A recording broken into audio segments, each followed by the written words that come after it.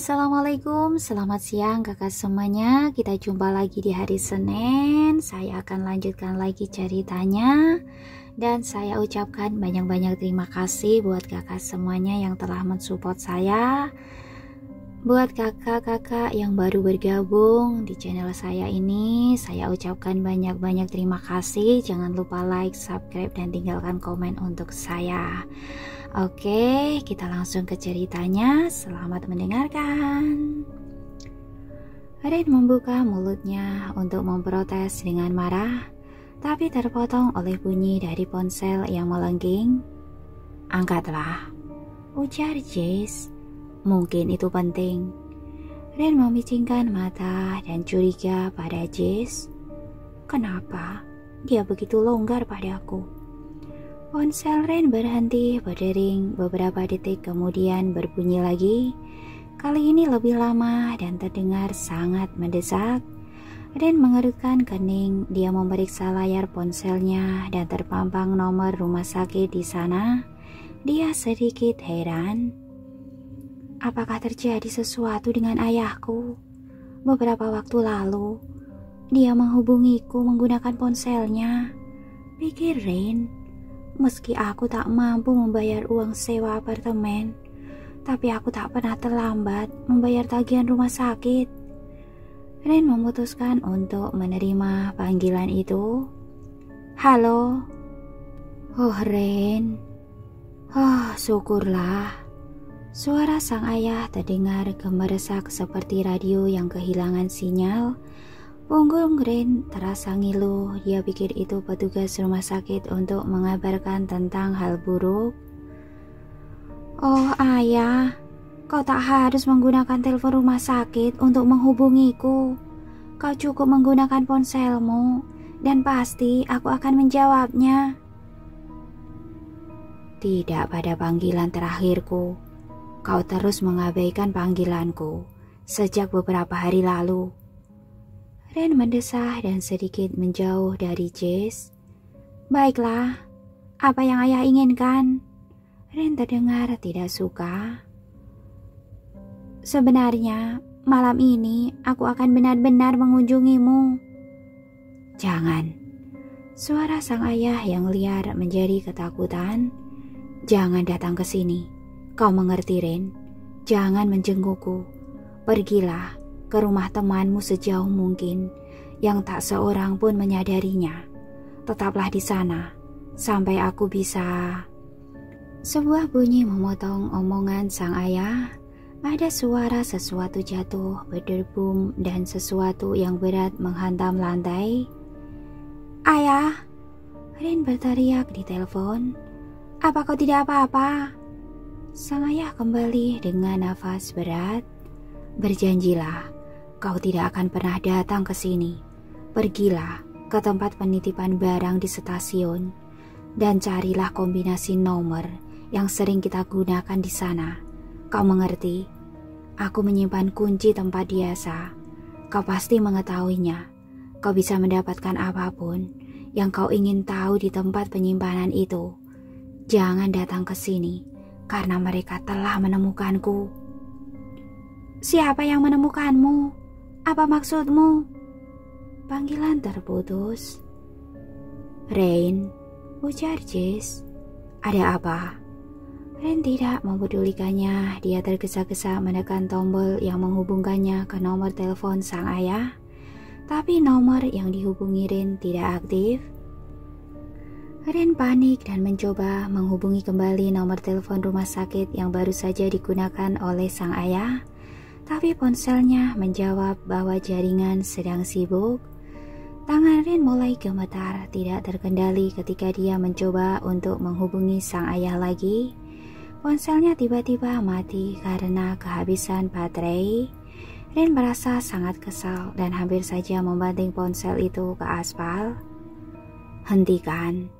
teriak Jess sambil menarik Ren. Jess mencengkeram kedua pundak Ren dan mengguncangnya pelan. "Apa yang telah terjadi?" "Pinjamkan ponselmu!"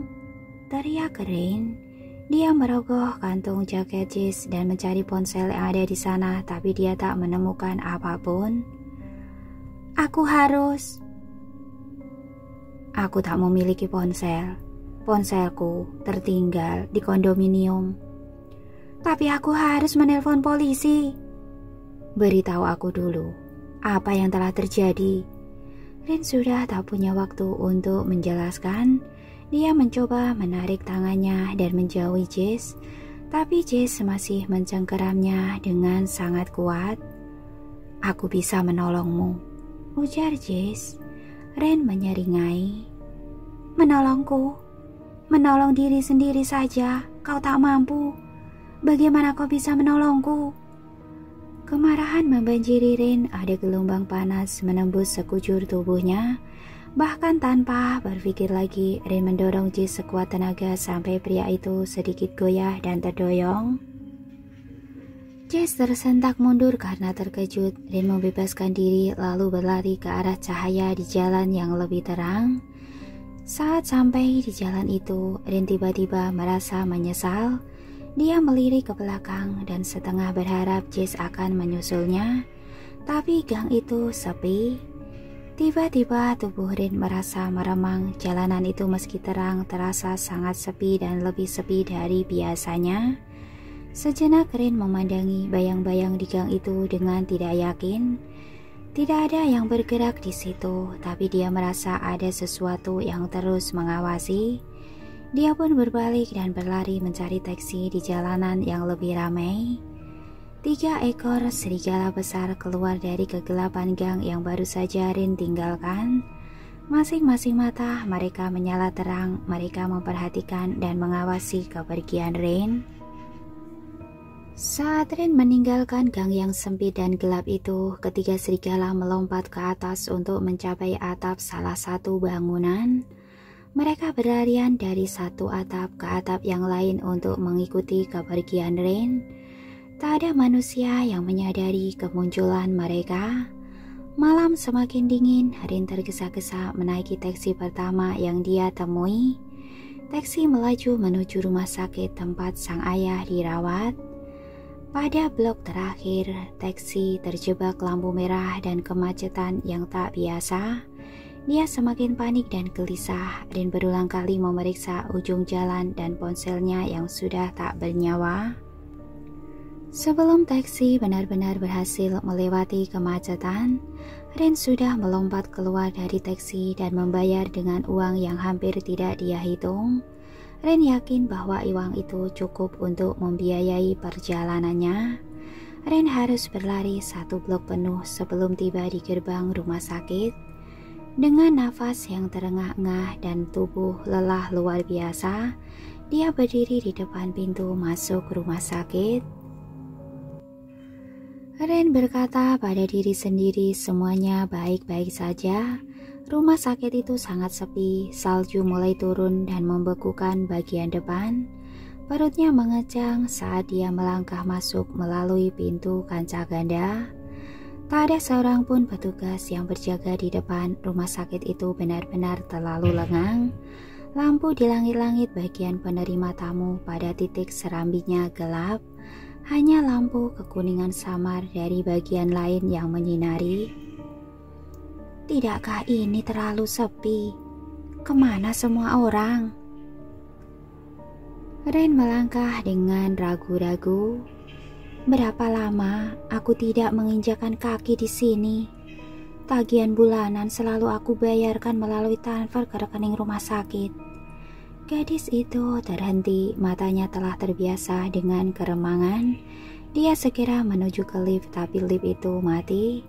Benar-benar tak ada seorang pun yang berkeliaran di sana. Rin pun memutuskan untuk menggunakan tangga darurat menuju ke lantai, ruangan di mana ayahnya dirawat.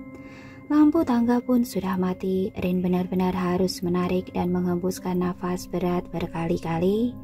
Dengan susah payah, Rin menaiki satu persatu anak tangga sampai dia tiba di lantai ketiga.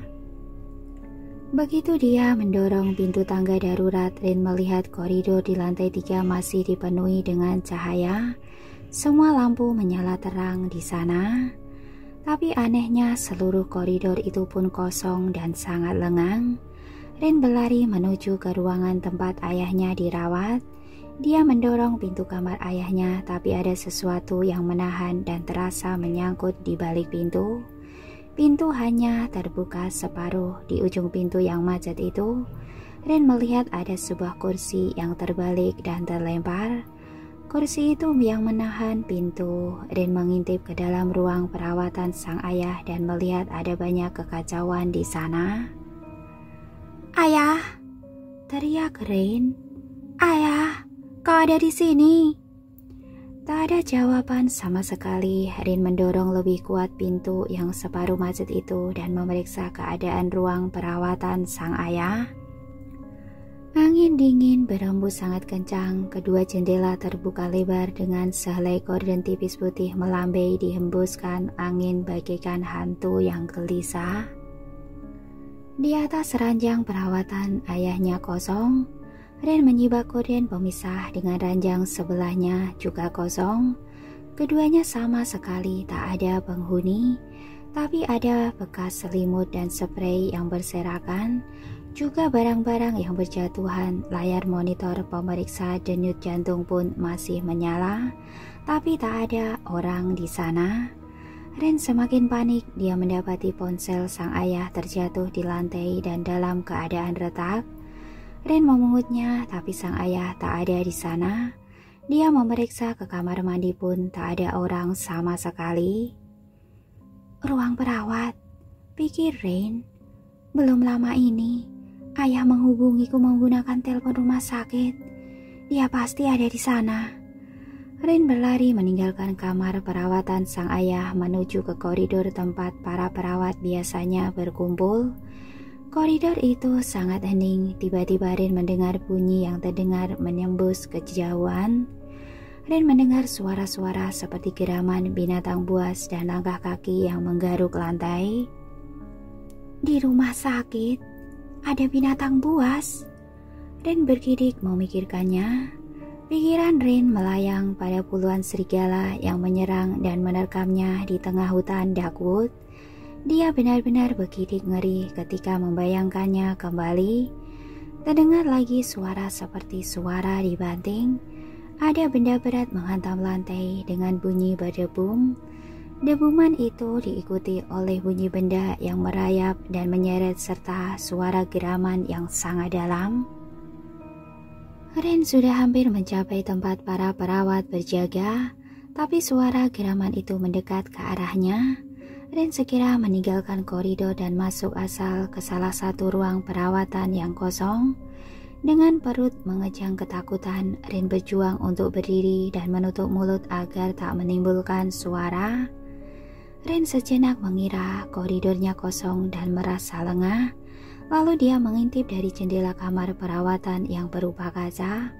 Terlihat ada beberapa makhluk yang berjalan dengan kedua kaki belakang dan dua kaki depannya terangkat dengan cakar-cakar tajam. Makhluk itu sangat besar dan berbulu lebat. Tidak, itu bukan serigala, tapi lebih menyeramkan lagi dari sekedar serigala. Mata Rin membuka lebar dan refleks dia menutup mulutnya agar tak menimbulkan suara. Tepat ketika makhluk itu berhenti di depan kamar perawatan tempat dia bersembunyi. Ada satu makhluk berukuran raksasa, berbadan serigala, berkepala kerbau dengan tanduk hitam besar berdiri di lorong lantai 3 rumah sakit.